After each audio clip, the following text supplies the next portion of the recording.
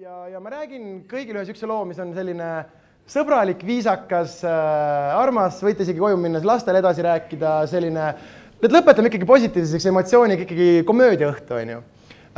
See lugu kannab pealkirja Kas mind vägistati.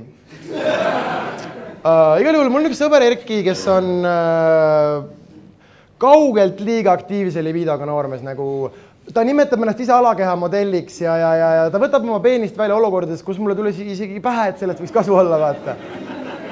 Ja igal juhul me olime Erkiga Amsterdamis reisil, magasime kuskil hostelis narivoodites, mina üleval, Erki minu all. Ma olin esimene toas, Erki tuli teisena, vahetasime paar-kolm sõna juttu, panime tulekustu ja Erki hakkas onaneerima. Nagu kohe. Nagu reaalselt lambis veel nii tõõgus, tal oli mingi 4 tõuge, vaata.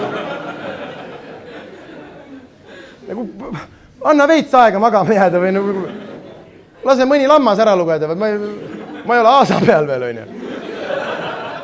Ja selles mõttes, et me oleme kõik onaneerinud, kui sõber on lähedal, vaata. 2 sõrmega ja köhatad palju ja katsud ruttu hakkama saada, nagu mitte Erki. Ta lihtsalt möllas, voodi, vapu, möllab niimoodi minna. Mingi 7. minutil on see, et päriselt, kas ma peaks ütlema midagi nagu? Siis mõtlesin, et ma tahan ka täna magada öösel, vaata, aga nagu samas tundes Erki, et tahan nagu öelda midagi, äkki pean ka osa võtma pärast, vaata. Sa oled seal naris all nagu, et õpi oma suud kinni hoidma, Sander.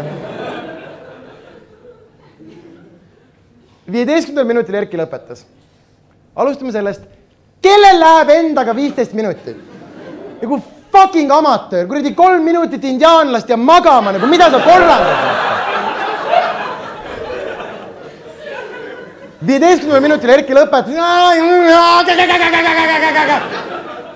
Ja siis ütles, kuule, et aga davai, hea tööd.